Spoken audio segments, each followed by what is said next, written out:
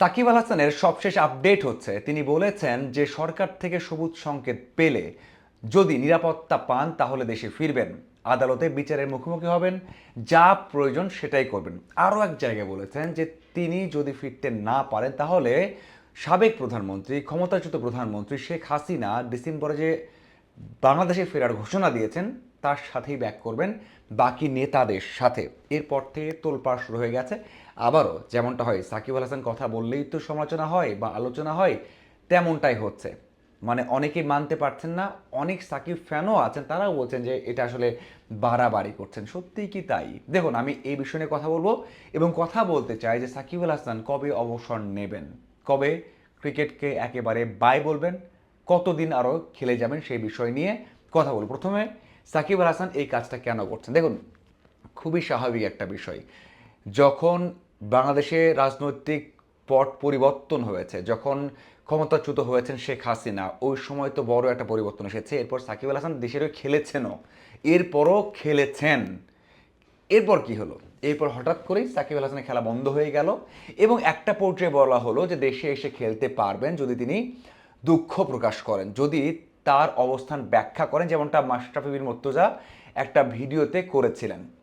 সাকিব আল হাসান সেই কাজও কিন্তু করেছেন, সেই কাজও করেছেন, তারপরেও খেলতে পারেননি, দেশে আসতে পারেননি। দেখুন, এখানে অনেক কিছু আছে। সাবেক ক্রীড়া উপদেষ্টা শুধু নন, এখানে বোর্ডেরও দুই একজন ছিলেন যারা চাইতেন না সাকিব আল হাসান ব্যাক করুক। আমি লিখে দিব আপনাকে, এখানে বোর্ডেরও একজন বড় কর্মকর্তা তিনিই না করেছিলেন। তিনি চেয়েছেন যে সাকিব আল হাসান না আসুক। আমি আবারও বলছি, 100 বার বলছি, লিখে দিব যে তিনি এই জায়গায় বড় একটা ভূমিকা রেখেছেন। আপনাদের অনেক পছন্দের তিনি একজন, তার জন্যই সাকিব আল হাসানের আসা হয়নি। সাকিব আসতে পারতেন। যখন সাকিব দেখেছেন এই অবস্থা, তখন তিনি কি করবেন? মানে আপনি তো মানে সাকিব আল হাসান কেন আজকের এই সাকিব আল হাসান হলেন?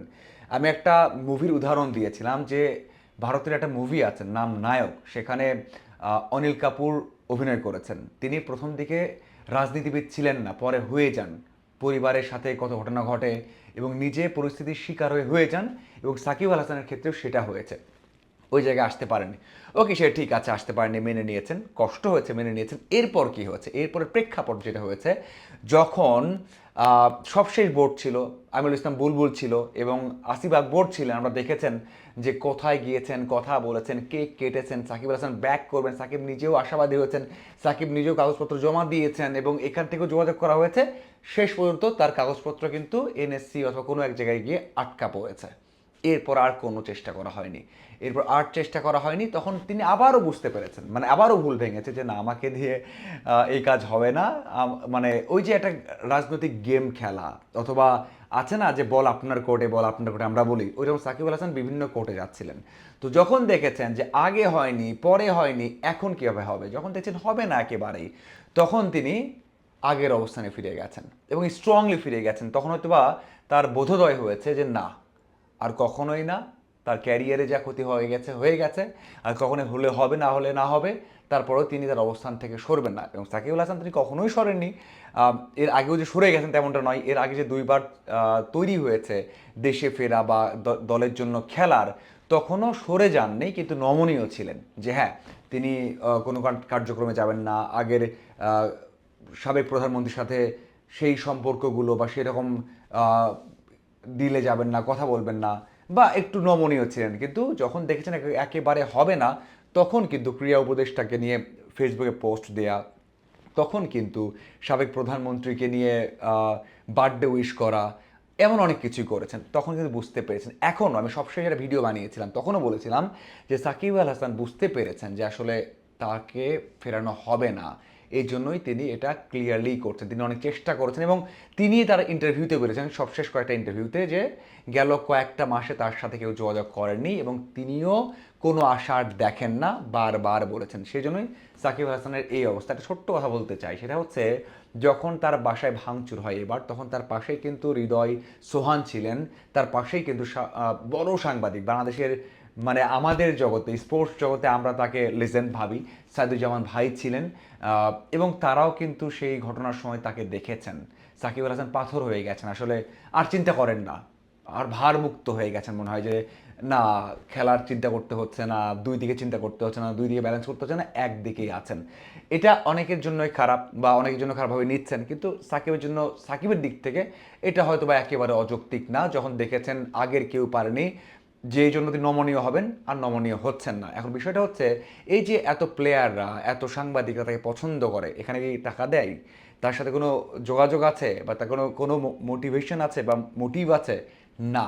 সাকিব আল হাসানকে যারা দেখেছেন, আমরা দেখেছি, আমরা সবগুলো ক্রিকেটারকে দেখেছি, সেই ক্ষেত্রে সাকিবকে নিয়ে কোনো কোচিং স্টাফ, কোনো ক্রিকেটার, কোনো ধরনের বোর্ড কর্মকর্তা কেউ কখনোই বলতে পারবেন না তিনি কারো ক্ষতি করেছেন, ক্ষতি করতে পারেন বোর্ডকে দেখে। হ্যাঁ, বাইরে কী করছেন সেগুলো আইন আদালত অথবা পরের বিষয়, বাট সেই জন্য এখন পর্যন্ত আপনি সাংবাদিকদের পোস্ট দেখবেন, লেখা দেখবেন, সাংবাদিকদের কথা দেখবেন এবং প্লেয়ারদের কথা দেখবেন, তারা কিন্তু সাকিবের পক্ষে সবসময় থাকে। দেশে আসার পক্ষে বিপক্ষে বলবো না, বাট সাকিবকে নিয়ে খুব একটা নেতিবাচক কিছু বলেন না। এটা হচ্ছে তার একটা ইম্প্যাক্ট। এখন আসা যায় আগে সাকিব আল হাসান কতদিন খেলবেন আরও? সাকিব আল হাসান ন্যাশনাল টিমে খেলতে পারবেন। আমি আগে বলেছিলাম যে বিপিএল হলে বিপিএলে খেলবেন, বিপিএলে খেলবেন এটা বলেছিলাম, কিন্তু বিপিএলটা তো হবে না। তাহলে সাকিব আল হাসান বিপিএলে এখন হয়েও যদি, তাহলেও আসতে পারবেন না। দেখুন, আমাদের ক্রীড়া প্রতিমন্ত্রী আমিনুল হক বলেছেন যে আসলে এখন যে অবস্থা, তাতে দেখুন দেশের প্রেক্ষাপট তো আছে, সেটা সবসময় বলে, এই অবস্থায় আপনি ওই সাহসটাও পাবেন না, কোনো সরকার অথবা সরকার পক্ষ থেকে সেই সাহসটা পাবে না। দেশের মানুষ বা অন্য বিরোধী দল সব কিছু মিলিয়ে অনেক কিছু এর মধ্যে যুক্ত আছে। সেই দিক থেকে যেটা সরকার পক্ষ থেকে বলা হয়েছে যে সাকিবকে এই অবস্থায় বা এখন আর সে সুযোগ নেই যে আপনি ক্রিকেটার সাকিব আল হাসানকে ফিরিয়ে নিয়ে আসবেন, কারণ তিনি একেবারে রাজনীতিতে সেইভাবে ইনভলভ হয়ে গেছেন, রাজনীতি আর কিছু বোঝেন না। তো সেটা বলেছেন, তার মানে সাকিব আল হাসানের পথটা বন্ধ হয়ে গেছে। এখন দেখা যাক তাহলে সাকিবের ক্যারিয়ার কি এখানে শেষ, নাকি সম্ভাবনা আছে? আপনারা খেয়াল করতে পারেন এখনও কিন্তু 44 বছরে খেলে যাচ্ছেন জেমস অ্যান্ডারসন। আপনারা খেয়াল করতে পারেন যে কতদিন খেলেছেন আফ্রিদি, আপনি খেয়াল করতে পারেন মেজবা কতদিন খেলেছেন। বর্তমান যুগে বিরাট কোহলি, রোহিত শর্মা খেলে যাচ্ছেন, আরও 3-4 বছর খেলবেন আইপিএল, লিখে রাখেন খেলবেন। তাহলে সাকিব আল হাসানের বয়স কত? 29, 39, 39, 40, 41, 42, 43, 44, এখন 6 বছর আছে। যদি আমরা চিন্তা করি জেমস অ্যান্ডারসনের কথা, সাকিব আল হাসান তো আর জেমস অ্যান্ডারসনের তুলনায় কম স্টার না, কম বোঝেন না। এই জন্য বলছি, আমার যতটুকু কথা হয়েছে, সাকিবের সাথে যাদের কথা হয় তার সাথে কথা হয়েছে, সাকিব আল হাসান অবসর নেবেন না, অবসর নেবেন না। তার যে মোটিভেশন সেটা হচ্ছে ন্যাশনাল টিমে খেলে অবসর নেবেন, দেশের মাটিতে অবসর নেবেন, তার মোটিভেশন। এবং আমরা সবাই জানি সাকিব আল হাসান যেটা বলেন সেটা করার চেষ্টা করেন, এবং এটা বলতে চাই যে যাদের সাথে আমার যোগাযোগ হয়েছে তাদের কাছ থেকেই সাকিব আল হাসান পরামর্শ নিয়েছেন, এবং পলিটিক্যাল পার্টি বা পলিটিক্যাল লোকজন যারা আছেন তার সাথে মেশেন, কথা বলেন, তারাও নাকি বলেছেন যে কোনো দরকার নেই অবসর নেওয়ার।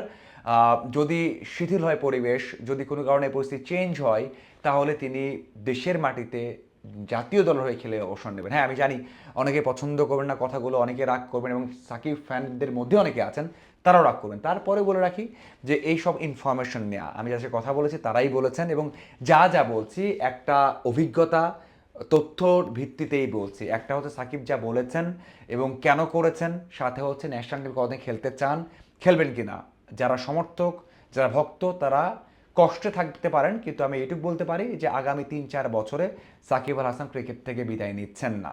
যদি ফিরতে পারেন খেলবেন, না হলেও দেশে বাইরে খেলবেন, এবং চেষ্টা করবেন দেশের জার্সি পরে ঘরের মাঠেই অবসর নিতে চান। এটাই তার সবশেষ মোটিভেশন তার প্লেইং ক্যারিয়ারে। আপনার কি মনে হয় যে আসলে কি হতে যাচ্ছে এবং সাকিব আল হাসানের স্বপ্ন পূরণ হবে কিনা? অবশ্যই জানাবেন। ধন্যবাদ সবাইকে।